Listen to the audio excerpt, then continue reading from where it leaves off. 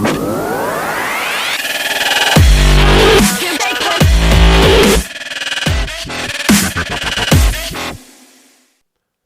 up, everybody? Welcome to S.W.A.T MMA, where we're smoking weed and we're talking mixed martial arts. My name is Jarrod. I'm here with Paul. What up? This is episode number 103, and today we are going to be smoking and talking all about the UFC, Bellator's 261, PFL 6. We're going to talk about boxing, including the Gervonta Davis versus Barros fight, Vasily Lomachenko's return to the ring, and the upcoming BKFC Bare Knuckle 18.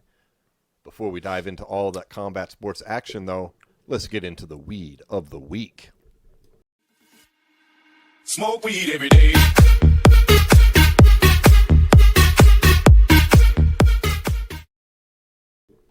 This week, Paul and I are smoking on one kind of flower and one kind of wax. You can hear Paul coughing in the background there from the Puffco. You all right? I'll be okay. Got the Tropicana cookies once again. That's Girl Scout cookies crossed with Tangy. Does have a nice kind of fruit flavor. Although, honestly, I don't notice a lot of differences in strains when it comes to concentrates. Do you? Just depending on terpene profile, yeah. Yeah. But other than that, like, not necessarily, no. Not as much as the weed. Like, I know when I'm smoking Tropicana cookies, the flower, because it's got a very distinct orange flavor. I'd say, like, it depends on the wax. So, like, if you're, like, talking, like, rosin or, like that, like, yeah, you can taste the flavor on that. But, like, if it's just, like, shatter or, like diamonds, it could be different. Mm-hmm. And then also diamonds, like, if Well, you have you get terpenes. diamonds, it's cooked off, yeah. Well, and the same thing, like, some of them are put in sauce, though. So, like, sometimes you can still get that terpene profile. That's my favorite when they put the diamonds in the sauce. Yeah. It's a good time. It is.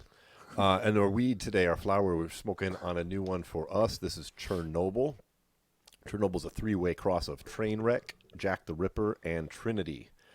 We'll break that down just a little bit. Trainwreck is, of course, a standby classic. In cannabis, it is a blend of Mexican and Thai sativas that were crossed with Afghani indicas. And then, of course, it's been the backbone of a lot of different strains.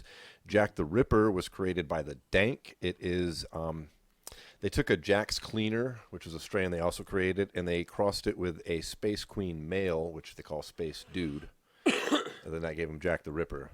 Mm-hmm. And Trinity is just a super rare weed no one ever seems to be able to get. Although its genetics are used here. If you search it out, you can't even really find genetics online for that. It's just supposed to be skunky and super rare. So this has kind of a lime sherbet smell to it. Has a good terpene profile like we were just talking about earlier. I'm going to throw some of this in the grinder, and we're going to keep on smoking on the wax through the Puffco. Whatever you're smoking on, we hope it's as delicious as ours. Let's start puffing down, and let's dive into the weekly wrap-up.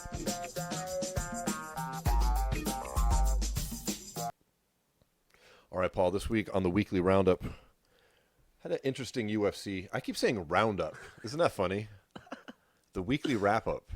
It's like you're wrapping a joint, and I keep saying it that way forever. I don't know why. It's not like I'm a fucking cowboy. It's the roundup. And I'm not even that high yet. I mean, we were smoking some wax earlier, but damn, Roundup. I noticed it on last week's show, too. I was like, I said Roundup when I was editing. Anyways, as you can tell from the intro you just saw, it's the weekly wrap-up.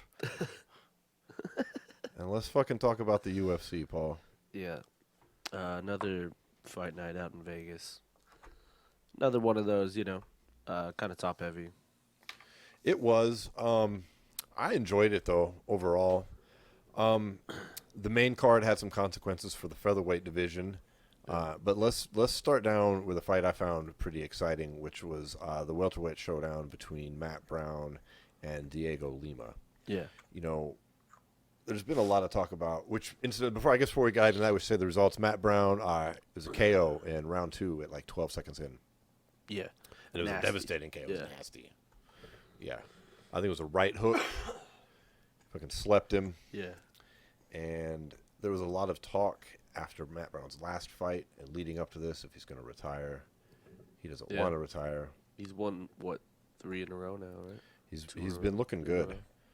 You know, for where he's at. I'm not talking about looking good like he should get a title shot or something.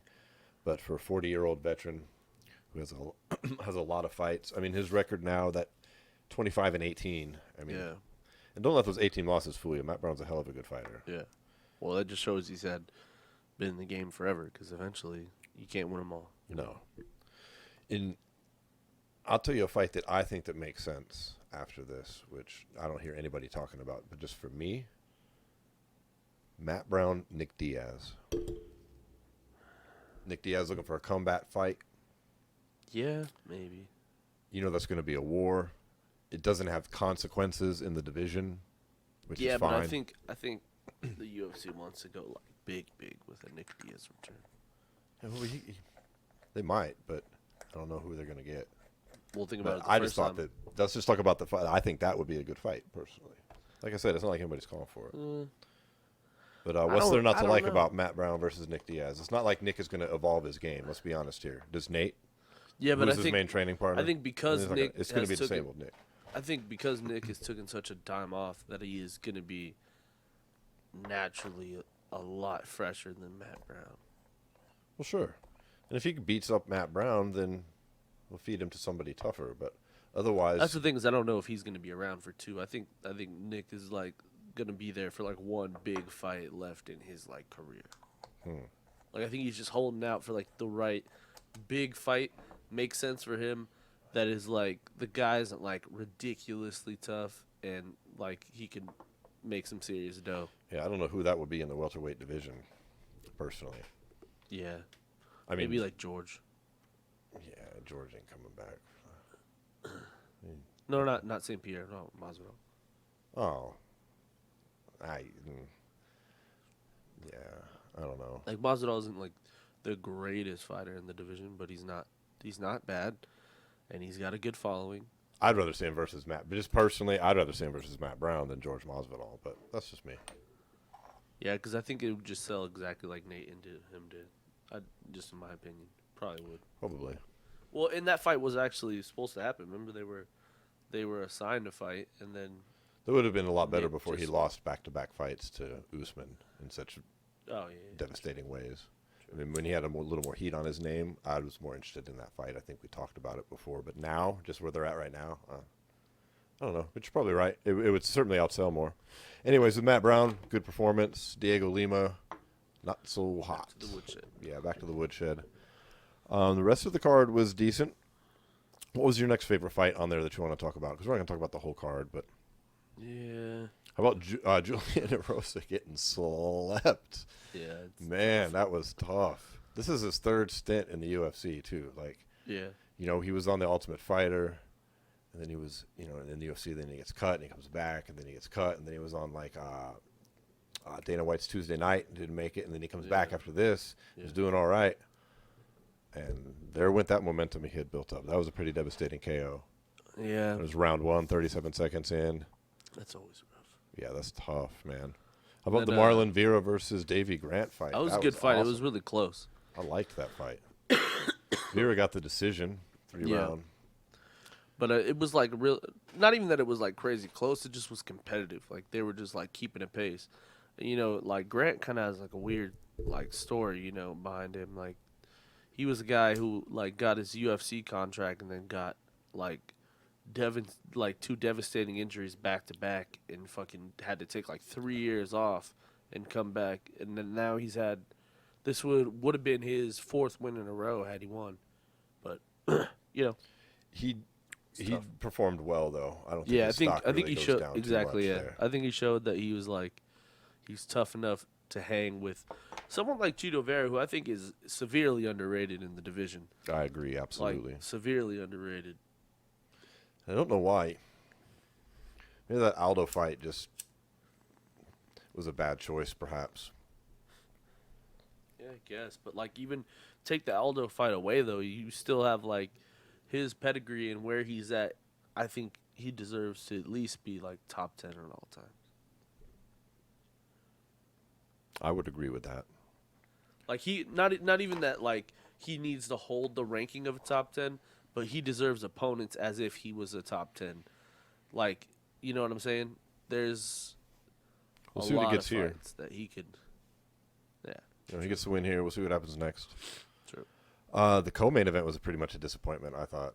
Yeah, I think just Oleinik old Yeah. old Linnick. And Sergey, he gets the win, decision. Most heavyweight fights that are decisions tend to be kind of boring on the overall. Yeah. However, the main event, which we saw, Dan Ige versus the Korean Zombie, Jensen Jung.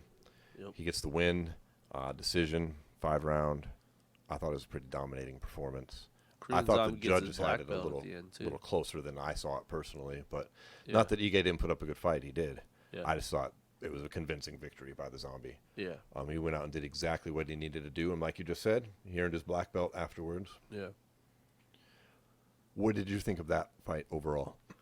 I think it just like was an opportunity for Zombie to ultimately kind of just show where he is in the division. You know, what Well, I he's mean? still a force to be reckoned with, Yeah, wouldn't you say? exactly. Yeah. Well, because if you take away, he's kind of one of those ones who gets to the top of the mountain, but never has really been able to, like get over the hump. You know what I mean? Unfortunately, he was on quite a streak before that weird Yair Rodriguez knockout In a fight that he was winning. in a fight that he was dominating. Yeah. And then now he's building himself again up here after the Ortega loss. And he's calling out Max Holloway afterwards, which I think is actually a pretty good fight. I think that could make sense for both fighters. The whole division, it just makes sense. You think that's likely to happen? Well, we got to see because Max is fighting Yair Rodriguez, isn't he? I wasn't sure if that was finalized or not because isn't he supposedly retired and now he's quitting? No, now that's he's coming back. That's what's his name? I thought there was controversy with Rodriguez. No, remember he got cut and then re-signed to the UFC. Okay, maybe that's what that I'm was thinking. a minute ago though. He's done well since then. So I think. You're thinking of Zabit. Yeah, you're thinking of yeah, Zabit. Yeah. Or I'm thinking of Zabit. You're thinking I'm thinking of Zabit. Yeah, 100%. Well, Thinking what I'm thinking. What well, I'm I'm thinking. thinking. You're thinking what I'm thinking is probably right. But yeah, no. It's hard to say his name. Yair. It is Yair Rodriguez. Yeah. Yeah, Max Holloway. Okay. Max Holloway. I didn't know that was finalized. Well, But even he could fight the winner of that fight because I think he deserves a rematch with Yair in a fight that he was winning the whole time. And in the situation where Max would be the guy he fights, that just makes a lot of sense to see who's going to end up fighting the winner of the title fight coming up. yeah, I like that. It just makes all the sense for a division. So this wraps up another UFC Fight Night Vegas card at the Apex Center, which I'm going to go on record once again as saying I'm tired of these. I don't like that Dana saying he's going to finish out the entire year doing these fight nights at the Apex. Yeah. I get it because he's looking at the ratings they're getting are not Yeah. being affected, and he doesn't have to put on a show, and then they can still do live gates and have money coming in with the pay-per-views. But Well, as yeah. a fan, I think it fucking sucks, man. Well, and pay-per-views weren't even in the budget for this year, so he is making hella money just off of the stuff he's doing already. And it's not it's not just because I think it sucks not having a crowd there. I don't like always having the tiny cage either. Yeah. I prefer the large cage in every Yeah. fight. I'd wish they did all fights in the same cage. I don't understand the 2-fight thing in the modern era. Yeah. Or the 2-cage thing in the modern era. Yeah, that is. Like It's not a regional show. yeah, Like- you're not stuck in the Yeah. back fucking tiny gym anymore. You gotta tote out a fucking smaller cage because you Yeah. can't fit it somewhere. That's Yeah. absurd. This is the UFC now. It's the big show for a Yeah, long for time. sure. But I mean, I understand what Dana's all doing there. It's clearly for the money. There's no other reason. Oh yeah. The production costs are all in house. Mm-hmm. Like there's nothing. Yeah. I can't imagine how cheap those shows are. It's just payroll Exactly. for the fighters. Yep. Zero production costs probably. The Apex is probably. It's perfect. They've set themselves up. It's weird because they kind of set this up for the like the Ultimate Fighter to come back and stuff. Right. But in the end, they used like because of what happened with the pandemic and everything, they were forced to use it for other other cards and stuff like that. So weirdly, it all works out for them. Building the Apex anyways. It works out for them. Yeah. I don't know. There's been some good fights in the Apex, I think. I don't hate the fights. It's just I'm tired of I get what you. the It gets vibe. redundant. Yeah. Super redundant. And I don't like the silence, but it's just more to it than that. It's the whole thing because the Well, announcers feel like they have to talk more because the Yeah, crowd's not true. yelling, so they feel like they have to fill this fucking space. Yeah. I don't like that the fighters can hear the announcers because they've literally influenced fights that have happened at the Apex, Yeah. and I think that's weird. It just Yeah, I feel you. I don't know. I I know see it's what you're petty saying. shit. It's just personal shit. No, It's no, I just see what me. you're saying. You know what I mean? But No, it makes sense though. we'll see. We'll get out the year, and hopefully everything goes back to normal Yeah. with the UFC at least. Yeah. Well, that's the thing too is maybe doing and even maybe doing some away and some here, just like as a mix. You know what I mean? Would even liven it up a bit. Just like maybe like one fight night a month is in somewhere else, and then you come back and you're in the Apex for 3 weeks. I mean, that would even be okay. Anything. You know, But at least other shows or are 2 weeks expanding or however out much. right now. Yeah. And that pretty much wraps the UFC. Although we do have some other interesting UFC related. UFC related and some boxing here to wrap up. Yeah. Let's dive into the UFC related. That would be Anderson Silva's match against Julio Cesar Chavez Jr., Yeah. which took place on pay-per-view over the weekend, as we discussed last week. Anderson Silva wins. A bullshit split decision from what I understand. I'm not going to pretend that I watched that fight or bought that card. I did not. Did you? No, but I watched the highlights. Watch some And- highlights. I did too a little bit, and I've read up on several articles. Yeah. But the general consensus seems to be that the split decision was bullshit, and Anderson Yeah. tooled him up. Yeah. And I think the fight stats back that up, don't they? Exactly. Yeah, of course. I think everything I've read and everything I've seen, it just seemed like Anderson controlled the pace of the fight and where like how literally just out punched him for. What did he wind 8 up rounds. throwing for the fight? It was like 99 of 300 and something. That's what he landed overall. Which is crazy pace to keep up for a 46-year-old man. It's pretty Yeah, crazy. throwing 300. I mean, that's Yeah. not the greatest percentage. He's down in It's not the greatest percentage, but whatever. when you got a guy who's only throwing, like on Chavez's side, he only landed 50 of 150. So he every time, even if he misses or like if they're glancing blows or anything like that, it looks like he's outworking him. You know? I had initially thought that Chavez was probably going to win because on paper you look at the number of fights he had, that he's actually a professional boxer, and he's Yeah, going against a former champ. retired MMA fighter who hasn't really got it together with his striking enough to even win MMA fights. I mean, he's on this terrible losing streak. Yeah. And then once he missed weight at the weigh-ins at a cruiserweight, Yeah. I began to doubt that. Had to give up narrative. I was thinking, $100,000. That was amazing. He missed weight by 2 pounds, from what I understand. For And $100,000. And instead of going and sweating that shit off, he lost, like you just said, Yeah. $100,000 he had to pay to Anderson Silva. That shit's nuts.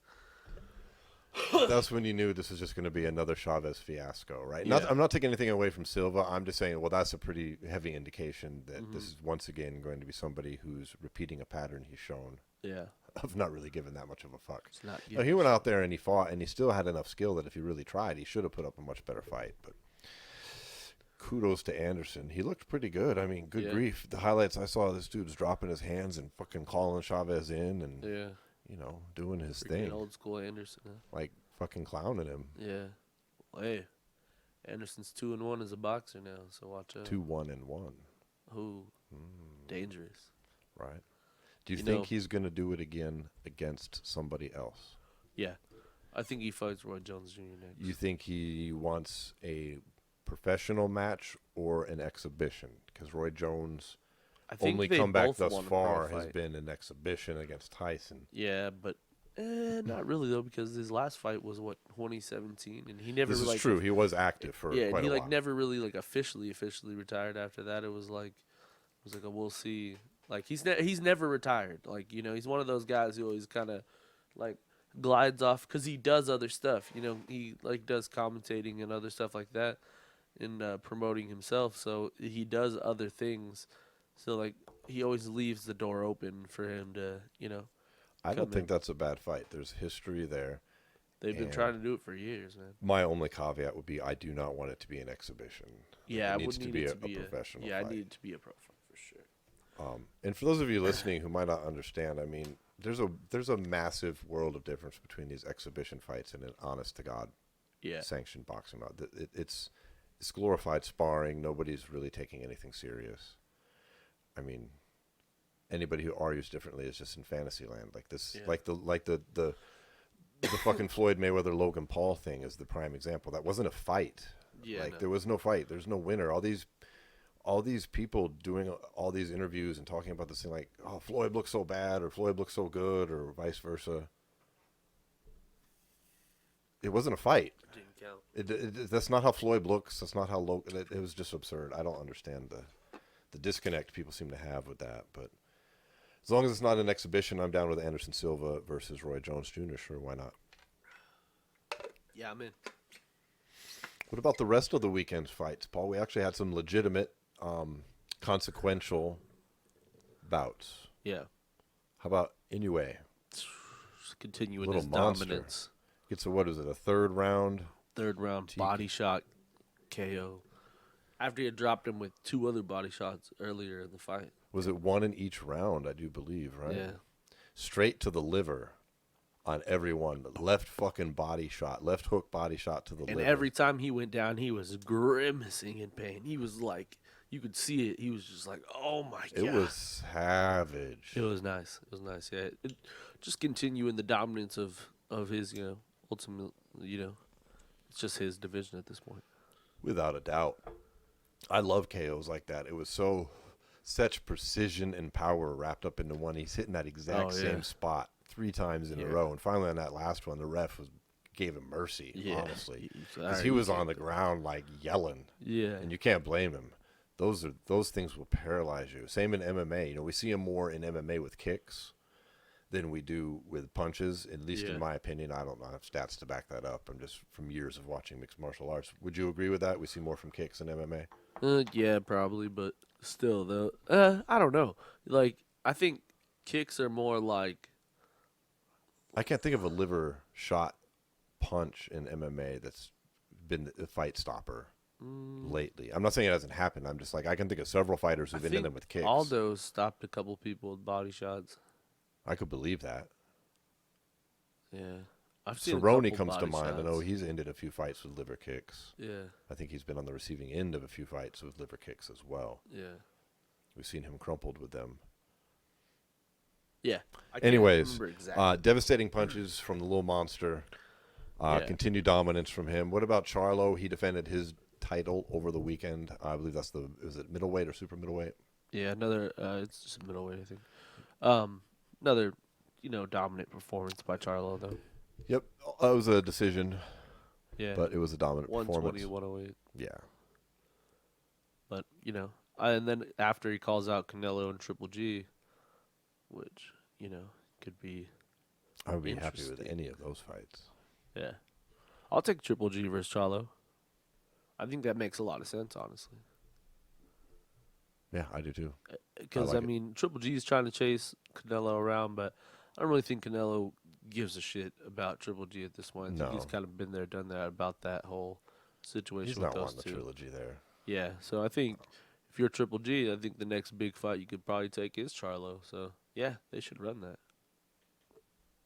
Well, that ends the weekly wrap-up, my friend. And now let's dive into the news outside of the cage.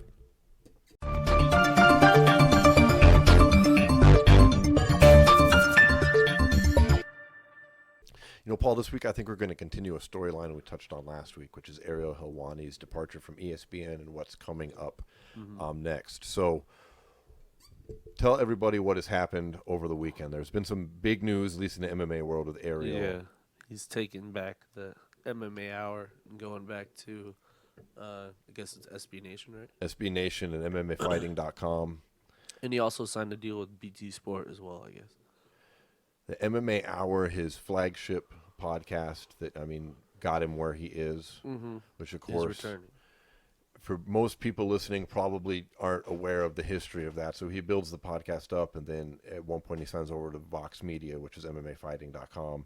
And then when he was there, I guess part of the deal we find out later is that they have the rights to his podcast now. He gets the deal with ESPN, and he can't bring the MMA Hour to ESPN, which I'm certain is what he wanted to do. Yeah, Is have that that would make show sense. on ESPN. However, he couldn't do it, so he's forced to start all these different shows that he winds up doing. The Ariel Helwani MMA show. And Yeah, the Ariel Helwani MMA show, which he runs at the same time, at the same hours. He did the MMA Hour before, which they gave to Luke Thomas afterwards. And then there winds up being a little controversy there with guests and scheduling, and a little bit of bad blood is created. And then Luke leaves the MMA Hour and it's taken over by a couple others, and then kind of just dies off. Yeah, it's right. kind of Luke goes to Showtime. Yeah, it's been passed around kind of now. I think it morphed into Sean Al-Shadi's podcast, but I'm not sure anymore because I didn't watch all the changes through there. And then of course Ariel's leaving now, and he's starting it back up. And like you said, he also signs the deal with BT Sports. Mm-hmm. You know what's interesting about that? Before we dive into some other specifics, is I read that BT Sports deal includes boxing, and then get this WWE coverage. Yeah, he wants to do WWE. Yeah. Of course, BT Sports is a European sports channel, so there's a lot of people here in America not familiar with it. Yeah. Is his following big in Europe? Do we know? I have no idea. I don't know how big BT Sports is in Europe. Is he going to be on? I know there's 3 of them. Yeah. There's BT Sports 1, 2, and 3, which might be like the same as ESPN. I think it's like ESPN though, but outside of. US. I know their UFC pay-per-views broadcast on BT over there, just regular. Yeah, and then also like normal ESPN, like football and everything is on BT Sports.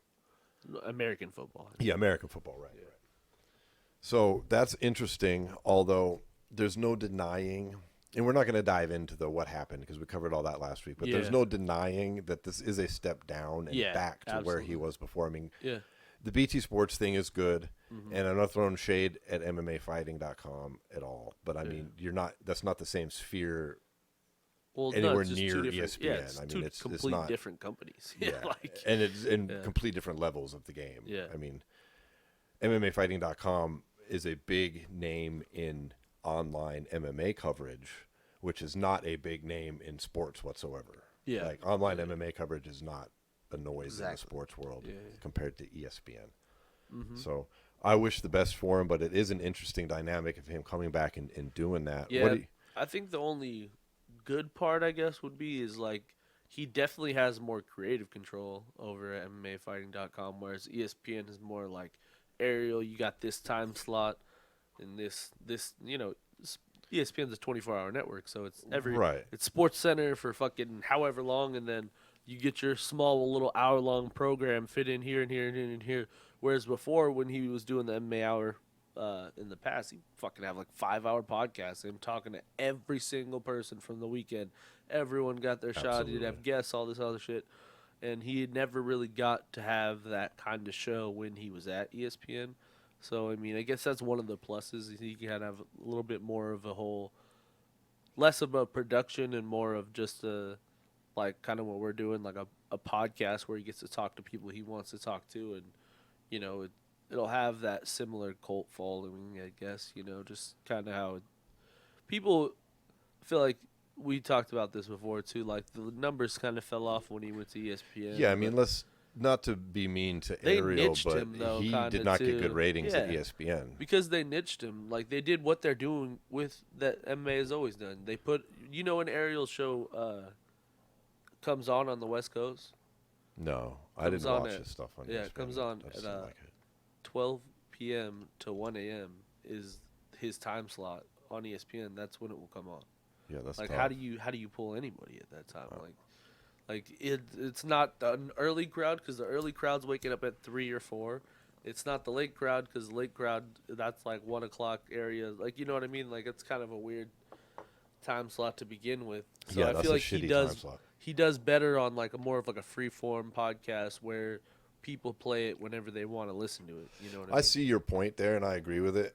But for him, and I read that he was disappointed that he couldn't do that at ESPN, but to play devil's advocate, to think that you could go to ESPN and do a 5-hour fucking show and do whatever you want is ridiculous, bro. That's as corporate as it gets. That's Disney. Even this podcast used to get capped off, like, because the ESPN radio, like, little fucking spot he was Yeah. doing it out of, it was him and that guy had to do it in 2 hours time. Yeah, I mean that's just the way it is. You want to go play in the Yeah. big leagues, you're going to play with their Gotta play rules. big league rules, yeah, exactly. That are all going to be based around time slots, man. Yeah. I mean that's what they do in advertising sales. That's what it's time slots, and in those time slots are ad time slots, and that's all that fucking matters. Yep. So, and we've seen ESPN is really no longer giving a single fuck about their anchors. Like, if you look at like all the stories that have been written, like you go to Dan Le Batard and like a whole bunch of other like major names for ESPN that were like pretty much told after the pandemic, like, yeah, if you want to be on ESPN anymore, we're gonna have to pay you 60% less than what we were paying you before. that's a tough cut. Like, what? I've heard Like, there's controversy there. yeah, and like that's a whole nother thing that it just seems like ESPN has kind of gotten to this thing where they know how big they are. They're just like we could put anybody on here. Like, Well, you they've know what I also mean? had a problem. You know, we're speaking about the importance of time slots and ad dollars. They had a problem in the past few years where their ratings were going down due to their anchors, for whatever reason, deciding to get a little too political, where people just get tired of. I mean, most people go to sports to like forget about all the nonsense in the world. You don't want to hear whatever side you're on necessarily about politics. I mean, that's initially what sparked this show. Was get tired of hearing everybody talk about fucking politics. We're trying to watch MMA. We hear about this everywhere else. I mean, you get bombarded with that shit everywhere, right? People want to escape. And I know the ratings did suffer a little bit. It's not like dramatic, but it did have an effect. They're still ESPN, but right, like, that's what I mean. They're still ESPN. It's not like they're going to go out of business or something. But there's I no do think, denying they like, took a other hit, and there networks, was talk about it, you know, and that and was other networks like Fox and CBS were able to like see a little boost on their own side because of it. So they're, you know, having to rein those dollars in, and that's just another problem when you deal with corporate stuff. So yeah, exactly. I don't know. I'm not gonna lie. I didn't watch his shit on ESPN. I gave it a go. I didn't like. I'm not a DC fan, so I couldn't get into DC and Helwani. Yeah. Well, and like I felt like they did him more like dirty because it was more like he was signed to fucking YouTube instead of ESPN. It was like an ESPN like promoted YouTube. You know what I mean? He never His shit really was all over had YouTube. Yeah, he never really had like, although he'll never obviously have, going back to MMA fighting, he won't really have like a produced show like you would at ESPN. But I just never think he really got a fair shot, is what I'm saying. Like, you could have a valid point there. I didn't watch enough to know. Well, I think just because also MMA is one of ESPN's, although it's on ESPN, it's not like the most popular sport in the world. Let's just be honest. It's the stepchild of the platform still. It's still a big deal in the MMA world. It got on ESPN. Exactly. And it is. It is huge. But it is not football. It's not basketball. It's not baseball. You know, that's why they have like Sports Center at like. Well, that's why Ariel's at everything. I mean, he has a show, but it's at fucking midnight. Yeah. At least on the West Coast or wherever Exactly. it is. So. Well, weird. Good luck to Ariel. I mean, like I said, I don't know if the market is there. We'll see. see. What he did we'll before. See. And I feel like he's pretty much like goated in the freaking at least like reporter community in that like community. You know what I mean? Like no one. Yeah, he's still the only reporter that gets cheered at press conferences. I mean, and he'll be back to doing that, I suppose, because he hasn't been at those lately. You know, I don't know. Sense. I'd hate to see Dana flex his fucking nuts and deny him a press. I don't think he can. Well, he can deny press credentials to whoever he wants. Yeah, I know, but I'm saying that'd be pretty shitty. I feel like he's gotten so big. I mean, go ask Josh Nash about that. Like, true. You know. But I just feel like if he did do that, it would just become what it became the first time he tried to do it. Which was an uproar. It was like an uproar of like, come on, man. I would hope he's learned, but I don't know. That's another thing that's good about him going back to MMA fighting is we are going to get the reporter Ariel back rather than the produced show Ariel, whereas like Ariel is going to be like going after stories and shit like that again, you know. I hope so. We'll see. I enjoyed some of that. You know what I mean? Like he used to have, although the UFC hated it and Dana hated it and he always fishes people for it, but like when he's back on getting what like the next big like the next big announcement scoop, stuff. next big fights and Like, stuff. They're doing It'll help the freaking kind of the bullshit we've talked about before with MMA fighting and a lot of these other articles. Is it's just too much articles about stuff that no one really cares about in the MMA world. So hopefully, like, dude, you know what I mean, or just like the most simple shit that doesn't need to be articles written about in the first place. I would actually really hope that, because I'm sick and tired of going on respected sites like MMA fighting and seeing 16 articles about Jake Paul, or so-and-so said this on Twitter. Yeah. And now we're going to write an article about a tweet. Yeah. You're writing articles about tweets. Yeah. This is not industry standard. You don't, at least maybe some boxing websites do this. The boxing sites I go to do not write articles every time a boxer fucking tweets. If it's like a 2-hour like a heated exchange on Twitter, I get it.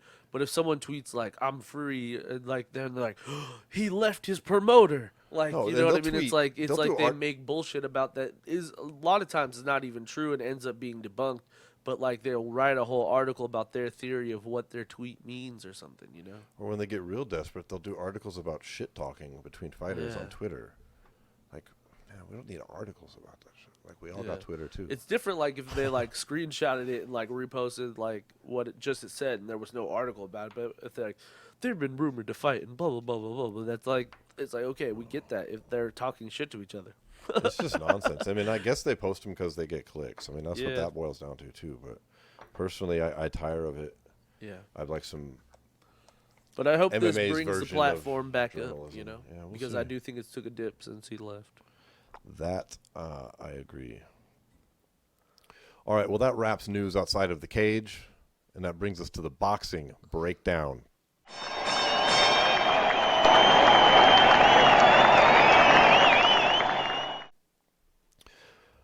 Well, got a few things to talk about Couple this good week, fights man. this week. Yes, absolutely. How about Gervonta Davis moving up to 140 pounds? Who's he fighting? Mario Barrios. And that is for the WBA. the WBA. Well, And that's the super Davis lightweight. he hops back and forth because he's the champion at super lightweight, but he was. Yeah, but this is his first real test at 140 pounds. I mean, a lot of people think that this is dangerous for him because of that extra weight. Yeah, That he's going to lose a little bit of speed and maybe not be as powerful there. I don't see him losing any power. That I dude's don't got believe that fucking argument at Nasty all. power. Yeah, He's tough. I mean, I he's think very small. Yeah, but he is small. so strong. Yeah, they don't call him Tank Davis for nothing, you know. No, I'm very intrigued by this fight. I mean, the other guy though, also Barrios, he's 26-0. So I mean, he's definitely no slouch. Not at all. And I mean, he's got 17 KOs to himself, so seems like he can put people down as well. It's a legitimate fight. I mean, if you look on BoxRec, they got these guys, you know, the Tank at number 1, and then they've got Barrios at 10. Yeah. So it's a solid matchup, however you want to dissect the BoxRec rankings. I mean, a lot of people go by those, a lot of people don't, but I find it interesting. Who do you like? Who do you think is going to win, Paul? I think it's time for Tank to just, like, beat the shit out of all these mandatories so he can get to the bigger fight. So I'd like to see him get in, get out. Quick KO? What do you predict? I don't know if it's quick, but I think it'll be devastating. Yeah. After that Santa Cruz one, That uppercut? yeah, like he's fucking. The power that man carries is nuts. Uppercuts have been my pet peeve ever since that what was it? Was it the Logan Paul hitting mitts with those uppercuts, and people are taking these things seriously, and no one's talking, at least in the mainstream coverage, that's not even a punch that you're throwing. Like, I don't know what you're doing, but this ain't the tough man contest, and that's not an uppercut. And then when you talk about an uppercut, that Tank Davis last KO was picture perfect. YouTube that if you haven't seen it, everybody listening. Yeah. I like Tank by KO there. I think that's a great fight. Yeah, I do too. How about the return of Vasily Lomachenko? Yeah, Loma. Since his loss, that unification bout against Teofimo Lopez, which is, I mean, freaking kind of broke the internet for a little bit during COVID, you know?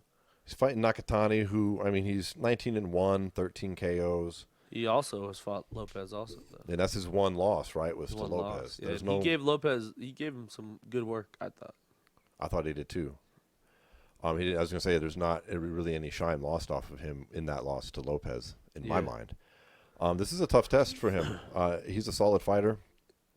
You know, he's tall too. He's 5'11", so he's going to be taller than Loma.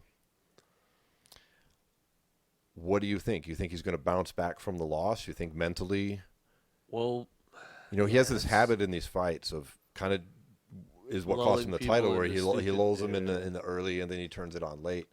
And there's an argument that that's what led to his loss to Lopez was he just got outworked. He got outworked. Like, he didn't do much in the early rounds. By the time he got to work, and it was too late. Yeah, exactly. So, do you think he comes out a little quicker here? Do you think that he just stays what he always does? Yeah, I think coming out quick would be smart. But it also would be predictable at the same time. So who knows? I don't know. I'm pretty interested in that fight. Here's the thing.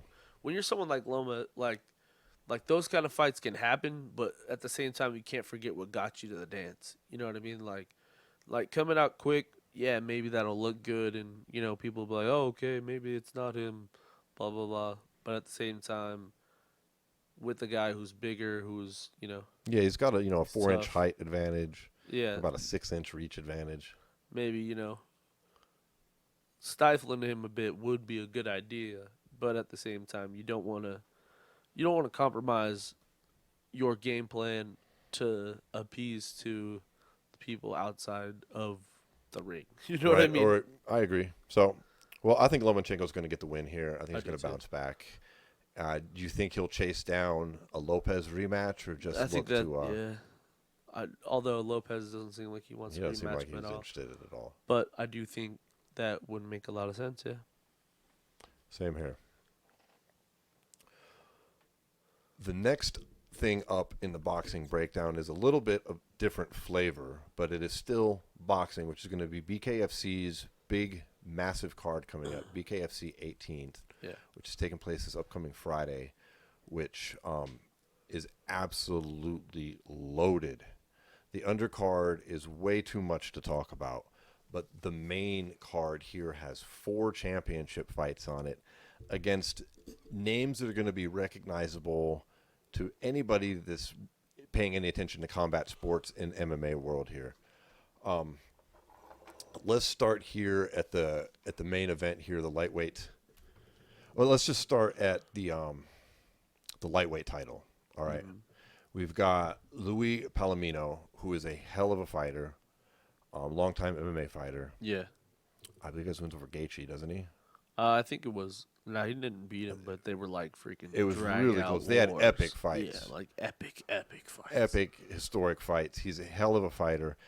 He's going to be taking on British sensation Tyler Goodjohn, who is very well known in the British promotion and made his debut, which was okay, against Crazy Horse Bennett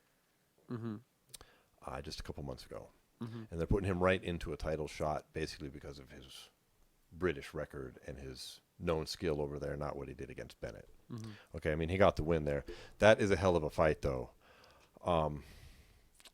Palomino, last time we saw him, he beat Isaac Valley Flag, another former UFC fighter at BKFC 11, in an amazing fight. I mean, he just whooped up on him, too. Yeah. And then he knocked out Jim Allers after that at BKFC 14. Yeah, I remember seeing him knock out. So that's a good one. This, to me, is probably the most exciting fight on the card. Goodjohn has been here in Vegas a while. He's very, very good. I'm curious as to how it's going to go. I think he's going to get the upset win here, personally. You think it's an upset, though? Being as he's had one fight in the BKFC, I would say, and it is relatively unknown. It's not like bare-knuckle boxing in Britain is some huge, well-known thing here. Yeah. I would say it's a bit of an upset. I don't know what the Vegas odds are. BKFC, I know they're listed somewhere, but it's not like that's major stuff in sports books yet. This is only their 18th event. Yeah. But they're getting there. I would consider it to be an upset in the sports books, though. I could be wrong. I think he's going to win either way. I think he's going to want to prove that he has a lot more skill than he showed in the Charles Bennett fight. Yeah. And Palomino, it'd be a very tough test. I expect him a decision, though. I don't think it's going to go to a KO. I think it's going to be a 5-round decision. I could see Tyler it. Good, John. I could see it happening. I think Palomino wins, though. All right, well, let's go down to the co-main event, which is Hector Lombard versus Joe Riggs. It's a tough fight. This is an amazing fight. I'm a big Joe Riggs fan. Hector Lombard, I think, is perfect for bare knuckle boxing. This is, I believe, I could be wrong here, but between those two fighters, I believe they have about 130 fights. So even though they don't have a lot of bare knuckle experience, these are two. Who has more fights than that? You ever see? I mean, that's outrageous. That is like close. That is over 60 fights for both of them on average. That's amazing. That's crazy. Lombard this will be his third fight in BKFC, I do believe. We last saw him take out Kendall Grove, who used to be in the UFC, and then he was in Bellator for a while. Mm-hmm. Joe Riggs has been in nearly every MMA promotion I can think of offhand. I mean, he had a super famous fight with Nick Diaz, who we were talking about earlier, where they both went to the hospital, and then they started fighting in the hospital. You remember that one? Yeah. I think that Riggs will pull this out over Lombard, though. I know Lombard has heavy hands, and we haven't seen Joe Riggs since 2019 in BKFC, but I think that actually plays to his strengths because he has 160 fights. He's not going to be rusty going into BKFC. Yeah, shit. What are your thoughts? I think it's just one of those just a banger between two vets that are. I think it's whoever's going to be able to stay fresh like throughout the fight is going to win. You know what I mean? Because both these guys have like They've adequate like experience. Yeah, and they've got experience. But like inside Lombard's last fight BKFC. was boring as fuck. Like he was like scared to really push the gas like late in the fight. He seemed to gas after the third round. Yeah, it was a unanimous decision draw against Barros. Yeah, so that was a terrible fight. I don't know where he is like exactly. Riggs obviously he's got he's got an extensive background. It seems like now in obviously as much as you can. And Diesel Riggs is tough as fuck. I mean, I'm just sorry. He's tough as fuck. I think he's tougher than Hector Lombard. I don't think Lombard can knock him out. And after that, you look at momentum a little bit. Yeah, Riggs has been out, but he's not going to be rusty. And you look at that terrible fucking fight with Lombard, he's done that in MMA too. Yeah. He has these weird even in Bellator he did the same shit. He just has these these lulls that happened. And I mean, well, it sounds like we're both picking Joe Riggs here. Yeah, I'm taking Riggs, I think. All right, well, we cap the event off with the main heavyweight showdown for Joey Beltran's heavyweight title against Sam Shoemaker, who I believe was the very first BKFC heavyweight champ. I could be wrong. He's held the title before. He's been off for a while, and now he's coming back. I don't know who wins this. I'm leaning towards Beltran. Yeah. They're both around the same size. Beltran is small for a heavyweight if you're thinking like boxing or UFC. He's only around 205 pounds. Yeah. I mean, he fought in the UFC as a light heavyweight. Mm-hmm. However, I'm thinking he's got it over Sam Shoemaker here. Despite Shoemaker being a little bit bigger, he's like 3 inches taller, a little bit more reach. And Shoemaker's tough as fuck, and he's got experience in there. But Beltran, I think, is going to win this. And I think afterwards they're going to match him up with Frank Mir. Think so? And I think that's a problem for Joey Beltran. You think so? Well, I think this is where the aforementioned 205 pounds becomes a serious issue. Yeah, true. Because Frank Mir... Shoemaker's pretty big. He's about 230. He's 6'3", about 230. Yeah, he's a little bit bigger. But, I mean, Mir, in his boxing debut... he looked good. He looked good, and he's very large. Yeah. He's going to be a minimum of 265 pounds in there. Yeah. I mean... You think he'll just give him the title shot like that, though? Yeah, I do. After the boxing, since he had the boxing match, and he lost. Okay, but he looked good. He went the distance, and he actually looked decent. Like, of all the MMA fighters on that card, he looked the best. Yeah, probably. And he didn't embarrass himself at all. And he was fighting a former world champion. Yeah. And from what I saw, you can fuck with bare knuckle because that's not boxing. I mean, yes, it's boxing, but it's not boxing with gloves on. It's a whole different game. Yeah. That's what I mean. Mm-hmm. So that's what I think happens. I think Beltran's going to keep his title, and then he's going to go into it with Frank Mir, who is just going to be too big and too much. And we're going to have Frank Mir as the BKFC heavyweight champion. Yeah, I could see that maybe, yeah. I could see it. It could happen. That'd be the best thing that could ever happen to them. I mean, yeah, for them, it would That's shoot massive. their numbers through the roof. Yeah. We know who Joey Definitely Beltran be is. he'd be the biggest star in BKFC if he just came in and became champion. Like That would be amazing. Yeah. And I think he's got the skills to do it and the size. There's just nobody that size in BKFC for whatever reason. Yeah. And I don't think there will be for a minute. I mean, unless there they was sign another UFC. Bringing Bigfoot Silva. All right. Isn't please. Gabriel Gonzaga in BKFC? They said he was, but then nothing came of it. I thought he fought not too long ago. That could be. But he's a little even more far gone than Frank is. Look, I'm a big fan of Bare Knuckle Fighting Championship. Like I have their monthly thing. It's like $5. Like that'll include this card on Friday. It's a hell of a deal. But I will certainly criticize like their website is a pain in the ass to use. It's hard to find information about their cards. It's super hard to find results and stats of their events. Yeah. I couldn't even find a decent list of this card on their website. I don't know what the undercard is because they don't post that information. Yeah. Like, I get it, they're new, but it's hard. So, I mean, I don't know. Gabriel Gonzaga might have fought because I can't. I have a really hard time finding info on their shit right now. It's just the way they're doing it. They are brand new, so it's not that bad. But I feel it. Hopefully their record keeping will get a little bit better. God, you think the UFC's website is bad, dude? Yeah, right. At least you can talk shit about them because they're loaded. Yeah. Well, I think that wraps the boxing breakdown, though.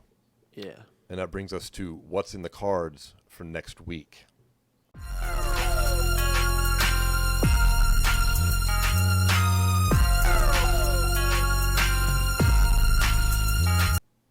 We actually got a decent 3 MMA cards coming up, right, Paul? What are we looking at here? Yeah, so we got Bellator 261, PFL 6, and then UFC Fight Night, Gane versus Volkov. Heavyweight showdown in the UFC. Cyril Gane. Yeah, let's just get that one out of the way first. So we got Cyril Gane taking on, Volkov, who's always a tough motherfucker. Gane has looked good. I mean, he's coming off the JDS win last, right? Yeah. Well, no, you beat your boy Jarzinho. Oh, that's right. Yeah. Yeah. Yeah. Which I mean, was solid. It was solid. Alexander Volkov, I feel like, is in a weird situation though, like where he's another one where he gets to the close to the top of the mountain and then has some kind of fall off. Mm-hmm. Multiple times. Yeah, and I mean, this could be a good crossroads fight. I mean, right now, heavyweight is kind of in a weird gridlock. You know what I mean? At the top, where you got John kind of pushing his way in, and Stipe kind of vouching, trying to get or vying for a rematch, and then Derek Lewis is kind of sitting back like, yeah, I'll fight Ngannou next. I think I should, but if I don't, fuck it. So let's talk about that for a second, because that affects this fight. Because you think that Gane might get a title shot with a win if there wasn't this clusterfuck at the top. Yeah. For all of Dana White's yapping about John Jones isn't getting it and Derek Lewis is, have you noticed that they're scheduling cards in September now with headliners and no fucking title fights for the heavyweight championship? There ain't no signed Derek Lewis fight. Nope. I find that very interesting. I do too. It's strange. The only reason that there wouldn't be is John Jones. Yeah. I do think those negotiations are just never gonna stop. You know what I mean? Whereas, so it could potentially delay some bullshit to happen in that division. But I do agree with you. Yeah, that if that fight was going to happen, it would have been already. He's talking about doing it in August, and now they're already naming headliners for September, and there's crickets coming out of Derek Lewis versus Francis Ngannou. Yeah. So. And John Jones has his new advisor coming in. Stipe, I don't think, is angling for an immediate rematch because he's still talking about he wants to put on 35 pounds of weight. So I think he's going to be I don't know if it's an immediate rematch. I think it's just a rematch. with letting Jones hopefully get it in his mind and then fighting the winner of that. Yeah, but that makes sense. Somebody's getting shut out in that deal, which throws a wrench in who's the next contender, which throws a wrench in who's really the next contender when it comes to fighters like Cyril Gane. I mean, what does he get here with a win? Nothing much. It stays steady. Yeah. And that's dangerous at heavyweight. 100%. Heavyweight's a place where you want to take your momentum and seize on it right away. Yeah. I mean, a lot of times you can get a title shot off 2 wins at heavyweight. You can't gamble too much. No. So there's just too much on the line when you're talking about those guys too, because a lot of them are older. I mean, Gane's a little bit younger than a lot of the guys in the division, but I do think that, like, let's say Volkov wins this fight, and then he's got to deal with that. That's going to be tough for him to sit on the sideline all that time trying to be like, well, I deserve a shot. You know what I mean? Right. It's just tough. It's in a weird place. I wish the UFC would just, give us some clarity. If you're really doing the Derek Lewis fight, set it up. But don't sit here and go, oh. Or at the same time, too, if you are truly trying to set up the John fight, too, you're bullshitting with this Lewis talk. And right. It's a negotiating tactic at Derek Lewis's expense. It's fucked up. But if all 3 of them are somehow in the mix, I mean, that leaves a good solid year at the best before that's sorted out. Yeah. Because one way or the other, they're going to – I don't see anybody leapfrogging them in the meantime. Yeah, and if you're Francis Ngannou, are you going to take the extremely dangerous fight like a Derek Lewis fight or like a Stipe rematch when you have John Jones possibly on the table? I don't know. You know what I mean? Maybe Jones's new advisor is getting some work done behind the scenes. I would hope so. Because he said there's absolutely no more negotiating in public on this fight. So when we hear no news, it doesn't mean at all that there's no news. Exactly. Because Jones has definitely been told to shut His up advisor about that said as that? well. Yeah. Oh, wow. He said that won't be happening. Oh, so wow. Jones isn't going to tweet about it either. Because he wouldn't have hired this guy not to do what the fuck he says. So that makes a lot of sense. Yeah. So no news, I imagine, is good news there. Yeah.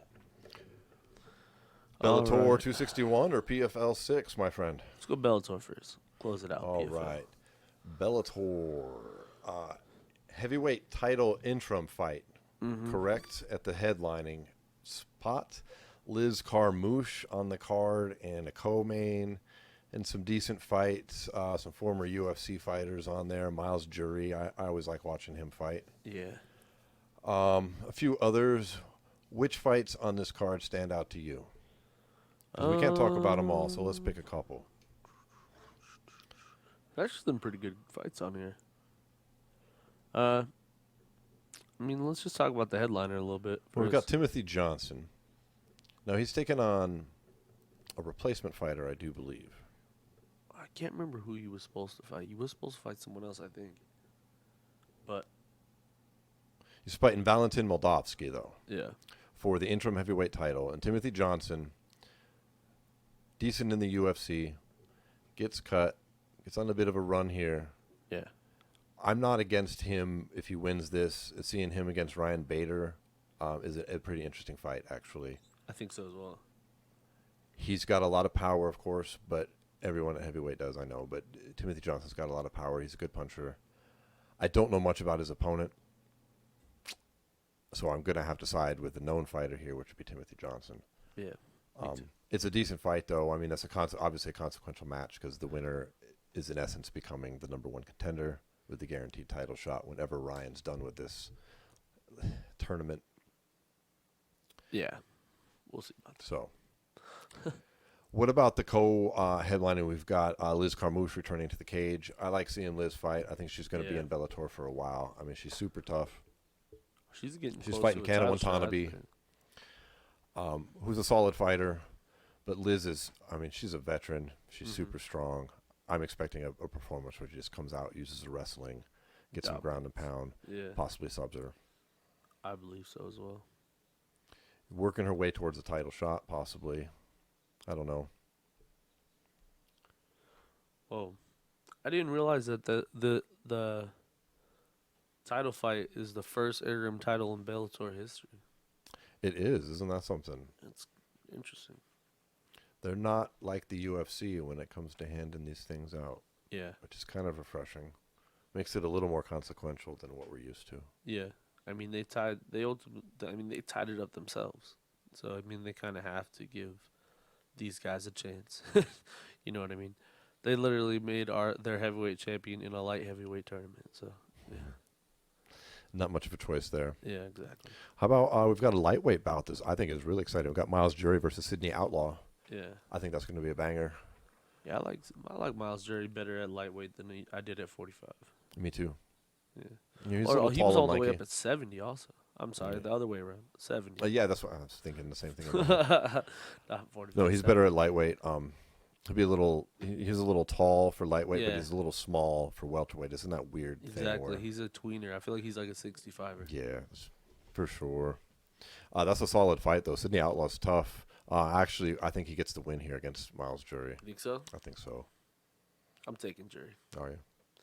All right. Just because I like him. Anything else on this card that you like looking at here?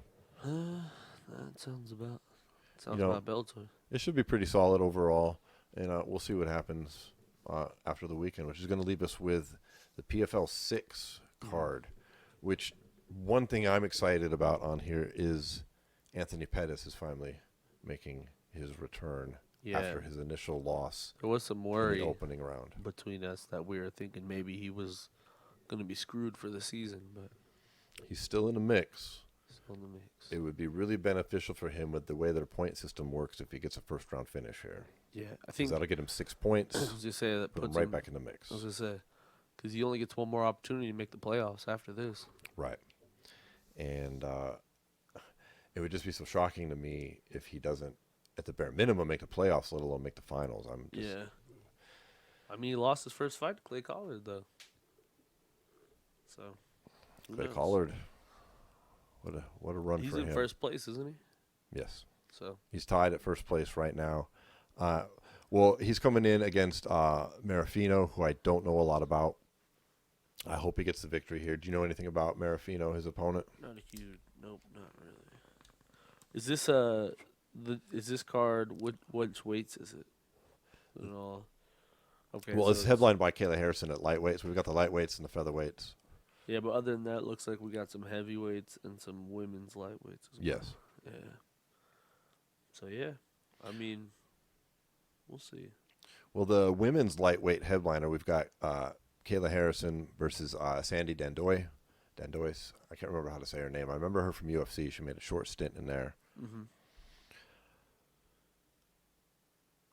I mean, I think Kayla Harrison is. There's nobody She's in this going to division murder that's her. gonna. It's the equivalent of Yeah. her, It's like Kayla Harrison is kind of the next one up. You know what I mean? As far as like the women's goats. no disrespect to Cindy. She's a skilled fighter, but Kayla Harrison's on another level. She's just going to use Yeah. this to build. I think she's going to repeat, go to the UFC. Mm-hmm. And for her to lose here, to me, would have to be more of a fuck up on her part. Yeah. And an opponent really having an extraordinary performance, which, again, no disrespect to Cindy. I just don't see that happening. Rest of the card, a bunch of names I'm not really familiar with. There comes a point with the PFL where it's just so many fighters. When we're talking about Bellator, we're talking about boxing, these others. So as we get into the playoffs, though, and these things sort themselves out, we're certainly going to see some of these names rise to the top, and we'll get into them then in the PFL season. Yep. Sounds about right. I think that wraps the show for today. Excited for next week's fights. Hope Yeah. everybody is too. Absolutely. Hope you've enjoyed it. Hope you've enjoyed your herb that you were hopefully puffing on in a legal state while we were as well. If you're new to the show, you can catch us on KLVM Radio on Tuesdays at 3 p.m. on the West Coast, 6 p.m. in New York. We are on every podcast outlet you can think of, from Spotify to Apple to Google. We've got all that information in one handy place for you at SWATmade.com, where you can head over there, click the gear button, support the podcast.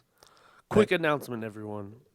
Next week, we will not have a show, but we will be featuring an interview instead of doing an episode. So definitely check that out. Who's our interview with next week? Oh, with Carlos Lazoya. MMA fighter Carlos fighter. Lazoya. We are looking forward to it. Look out for that episode, and we'll catch you then. Peace. Later.